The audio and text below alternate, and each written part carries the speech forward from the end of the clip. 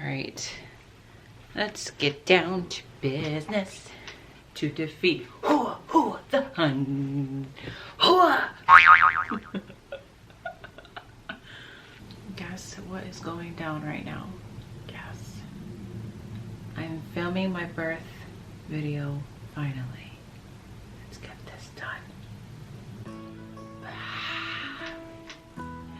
Hi guys. Let me just start off by apologizing because I did promise you guys videos on Thursday, 12 p.m. Central Standard Time. It's been quite a couple of weeks with my newborn baby boy. Jeremias is doing great. However, it takes a lot to sit down and make a video these days, and I never knew how hard it would be until now because he's just all over the place. Weekdays are really hard for me because the hubby Dougie is working throughout the week, so I'm left with baby Jay all day long. But that is besides the point. This video is going to be about the birth story. I've been wanting to get this out for how long, but it's been hard just to sit down. And being a new mom, I love being a mom. There's no words that describe the way I feel for my boy, the way I feel as a mom. It does has its challenges, but overall I think being a mom is so worth it, so worth the pain, mentally, physically, spiritually, emotionally, but it is so worth it. I love being a mom. I want more kids. If I could, I would have 10. But with my age, I don't think that's possible. Yeah, so I'm gonna dive right into this about my birth story. Let's get into this, baby. So it's a long birth story, just to let you know. So I did have my water break. It just broke automatically when I went to the bathroom early in the morning. It was 5:38 in the morning. I went to the bathroom to pee, and I thought, I don't know, I felt like this mucusy come out of my vagina. I know that sounds gross, but when you have a baby, this is what happened. I felt like a mucus, I think it was my mucus plug, but I didn't know because, you know, it's my first baby. So I felt it come out when I was peeing, and I stood up and, you know, did my thing. I came to the bed, and then I was about to lay down. I'm like, nope, there's something coming out. So I went back to the bathroom, and you know, liquid was coming out, but it wasn't pee. You know, when girls know when you're peeing, okay? I went into the living room to lay down. I was fine for maybe an hour. An hour goes by, it's like 6 something, maybe 7 something, and I stood up, and that's when more water came down, and I'm like, okay, I don't think this is normal. And I was texting my sister and my mom asking, what does it feel like when your water breaks? And everything that I was going through explained that my water broke. So I called my doctor and I said, hey, this is what's happening, and I think my water broke. And January 3rd was I think I was in week 39. I turned 40 weeks, I would have turned 40 weeks on January 5th, which is my due date. So I kind of knew I was there. I called in my doctor. They told me, okay, you need to come in because I did test positive for GBS. GBS is a type of bacteria, which is, it's common. It's not something that's, you know, oh my gosh. It is common within women pregnancies they develop this bacteria. And when you develop that, once you give birth, it will affect the baby if you do not get probiotics. So, or antibiotics. So I had to go into the hospital right away. I couldn't just stay here and, you know, like normal, go through some contractions and then go to the hospital once it gets really close. I couldn't do that because I needed antibiotics ASAP. So my baby was protected by this bacteria. After I got off with the doctor, after they told me to come in and everything, I went into you guys saw a little bit of my vlog that my water broke. That's the title of the video if you want to check that out. But I went into this room and I woke up Doug. I'm like, honey, my water broke. And it was so funny because he woke up and he's just like, oh, are you okay? Are you okay? Okay. Okay. All right. I'm gonna take. What should we do? I'm just like, honey, I'm okay. It's just my water broke. We need to pack up our stuff and then head to the hospital. And he wasn't frantic, but you can tell he really didn't know what the heck was going on because he just woke up, and B, he just really didn't know what to do. So we packed up all our stuff. For me, like, I was fine. I didn't feel any contractions. I didn't feel any pain. I was just, you know, I had to put a pad on because, you know, the water just kept coming out, but I was fine. I actually was going to take a shower, but you know, I couldn't really because they wanted me at the hospital ASAP, so I just needed to get there. Dougie had to call his parents so that they can come over here and get the keys so they can take care of the cats while we're gone, because we don't know how long we'll be gone. So we were waiting on them. It was about, at this time, it was probably around like 8 o'clock that we're waiting, and I'm like, okay, is your parents coming? Because we gotta go. So they finally came, and we headed out the door. It was like 8:30, I think, and then headed to the hospital. Then when we get to the hospital, it was around like 9 something, and they check us in and everything. They do testing to see if my water actually broke.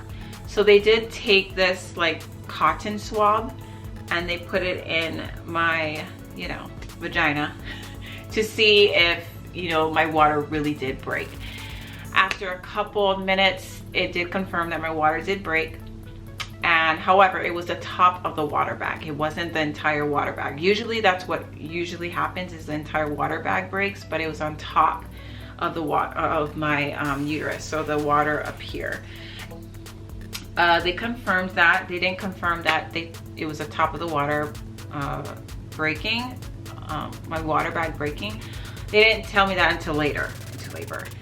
But back to the point. So then they tested me for COVID, which every patient that is checked in, the patient, not your spouse, the patient, me, I had to get tested for COVID. It was a rapid test. They put it through my nose. At first I thought it was going to be really sore, but it wasn't as bad as I thought. I think I hyped it up, you know, for me. So they tested me and tested negative, so that was good. And then I spent a couple, maybe an hour and a half inside the waiting room because they were waiting on my results. And the doctor came in and she checked me if I was dilated. I literally was only 2 centimeters dilated. My last appointment was probably a week before January 5th, the week previous. They did check me to see if I was dilated. I was dilated 2 centimeters. I was only dilated 2 centimeters a week later. So it takes a while for yourself to get dilated, especially if it's your first baby, I've heard. So hopefully the more kids that are going along and my labor doesn't last as long. After I got the test for COVID, negative or positive, they sent me to the delivery room. And the delivery room was pretty nice. I mean, it wasn't glamorous, but the great thing about my hospital with the pandemic, I think, was Doug being able to be there in the room with me. My mom was supposed to fly in. My mom and my sister was supposed to come here to help me out through labor and then postpartum, but you know, with COVID going on, it was really risky and they couldn't do it. For everyone's health and safety, it just wasn't possible, which sucks because I would have loved to experience this with my mom too. But I'm so glad to have Doug there with me. He was such a big support. So throughout this whole pandemic, I think that's the blessing out of it. Even though a lot of restrictions are there, at least my hospital let me have one support person. When we're in the delivery room, I honestly was okay. I was feeling, no, I wasn't feeling contractions. My contractions were like literally showing on this monitor that they hooked me up with. They hooked me up with a monitor around my stomach and then the heartbeat of, you know, baby J. So it was an experience because I was waiting. I literally thought, I'm like, oh, this is labor. I can do 10 kids. Yeah, no problem. But no. You know, it started around maybe 12 p.m. on January 3rd. I was starting to get contractions, not horrible. I was still in the, you know, early stages, and then I reached maybe 3 centimeters dilated. It was really frustrating, and 3 centimeters dilated is not that much. So I was still in early phase of labor, and then I would say around maybe, I think it was 12 a.m.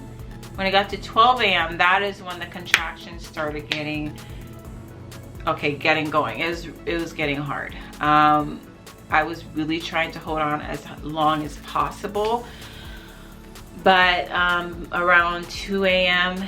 the next day, January 4th, I had to get an epidural. It just was really painful. So I think the whole thing about this experience that was really sore was the epidural, to be honest with you.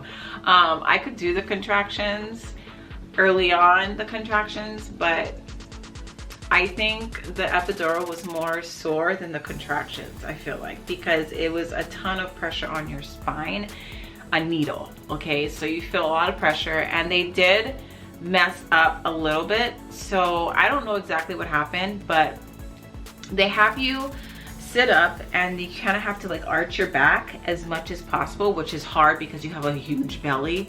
So you have to do it as much as possible. So they had me leaning over a table on the bed, and they had to put like this tape all around my back, and then they secluded the area where they're going to put the needle. So it starts off with a numbing needle, which didn't do anything.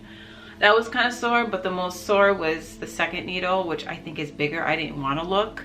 So that second needle they put in, and holy mama lord, it was a ton of pressure, but it was just like so sore. And then the deeper he went, I heard I felt like a sharp pain. I'm like, ah, and I couldn't move because the needle was in my spine, not in my spine, but in my back. So he was like, okay, where do you feel the pain? Left or right? Left or right? And I was like, right.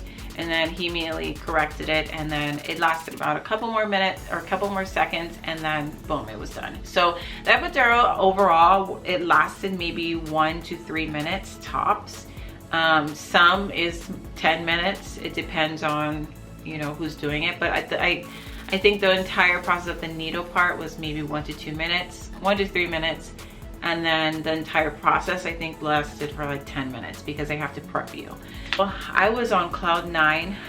I was able to sleep a little bit because I literally never slept for half a day. And that was a lot of work. And I've got to say, Doug was such a great support system, a great husband throughout my entire labor. From start to finish, he was always on his toes. He was always checking to see if I was okay. He was always there for me when I needed him, when I needed to hold his hand, when I needed more water, when I needed something to eat, when I needed to help going to the bathroom. He was such a good support system. It was definitely a different experience that we both shared with each other. My contractions started to get, you know, higher and higher. I of course had the epidural, so I didn't really feel it, but it was around, I think it was around like 9 a.m. in the morning is when my dilation started to get better, but it went up to like 5 centimeters, and I'm just like, are you kidding me? It's 9 a.m. the next day and I'm still only dilated 4 or 5 centimeters. So they did have to check me, and they did say that, look, we are going to have to speed up this process because your water broke. So there's basically your mucus plug is out, which lets in more bacteria into your system. So they did have to break the rest of my water bag, because the lower part wasn't, I tried to wait as long as possible, but if I waited any longer, it wouldn't be safe for baby J. So they broke my water around, I don't know, around 10, 12 in the afternoon. And oh my gosh, when I say they broke my water, so much fluid came out and I could feel it. So after that, it was just a waiting game. It was this waiting game until I got more dilated and more dilated. And then once I reached around like 8 centimeters, that's when I was like, okay, I'm almost close. However, part of my cervix wasn't soft enough. My cervix was in the way a little bit. So they were trying to get that down. So they did give me, I think it was Pitocin or something like that. It's something that it wouldn't make my baby sleepy. That is what they told me. And then that's what I had in my birth plan. I did not want to take anything to make my baby sleepy. So they gave me that all throughout the night and the day, and it did help a little. So I got to like 9 centimeters, and that's when they told me, okay, we're gonna try and practice push. So I did a couple practice pushes, and holy crap, it was, I don't even know, like, okay, I don't know how to explain this feeling. When you have an epidural, you can't feel anything down there. However, you can feel a lot of pressure. So don't think that with the epidural, you don't feel anything. You feel a ton of pressure. And that is the baby, of course, but it was a ton of pressure. And honestly, you don't know how much you're pushing. You feel like you're pushing, but you're not even pushing anything out. You feel like you're not making any progress. And that's how I felt throughout the entire labor. So they checked me to see if I was dilated. I was 9 centimeters dilated, and that's when they told me to practice push. So I practiced push for maybe like an hour, and then they told me, okay, you're 10 centimeters dilated. We got to get this going. So I literally was pushing and pushing and pushing in every type of position possible. But towards the end, it was probably about, I was pushing for maybe two or 3 hours. And those last 2 hours, they did tell me, okay, they checked to see where the baby was inside me. And the baby was positioned, or baby J was positioned facing towards this way. So his head was facing towards this way, and his head is supposed to be turned towards my spine, because that is the easiest way a baby can be born. They're supposed to be in that position, but he wasn't. So they were trying to turn him. So I did different positions. I laid a different way to try and get the baby to move and turn around. And finally it happened. So I was pushing and pushing, but they were checking my cervix, and part of my cervix was still not thin enough so the baby can right through. The cervix was kind of like a little bit too thick, and they were trying to soften it with the Pitocin. However, it wasn't working. So they said, you're gonna have to have a C-section. And I think my heart just dropped.